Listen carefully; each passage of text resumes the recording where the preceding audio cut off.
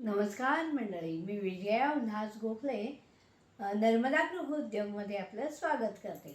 आज एका वेगळ्या रेसिपी घेऊन तुमच्या समोर आले। काय आजच्या रेसिपीचं नाव चणा डाळीचा चटका। तर चणा डाळीचा चटका म्हणजे चणा डाळ ही आलीच। ही साधारण अर्धी वाटी चणा डाळ मी घेतली होती, छोट्या 2 मुठी म्हणजे। तर ती भिजत घातली, तासभर भिजली की पूर्ण भिजून होते पाण्यात, आणि पाणी निथळून ही घेतली। त्याच्यात मिक्सरमध्ये 2 मिरच्यांचे तुकडे आणि थोडंसं आलं, अर्धा इंच कोथिंबीर आणि मीठ घातले।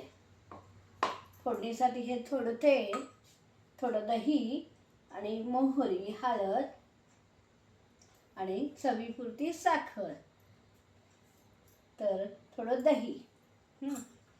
तर आपण हे भिजलेली डाळ, मिरची, कोथिंबीर, आलं आणि मीठ वाटून घ्यायचं आहे। मिक्सरमधून भरड वाटून घेतलं आहे आणि त्यात काढून घेऊया। त्यात आंबटपणासाठी थोडं दही घालूया, फार दही नाही घालायचं, मिक्स करायचं दही। आणि ह्याच्यावर आता आपण फोडणी द्यायची।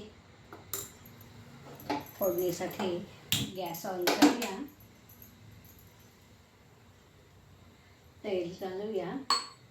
तेल टाकलं,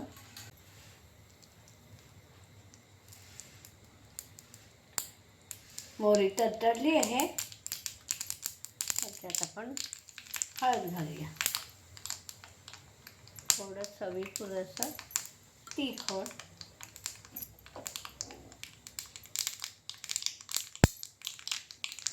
थोडी फोडणी जळून नाही द्यायची, आणि ही फोडणी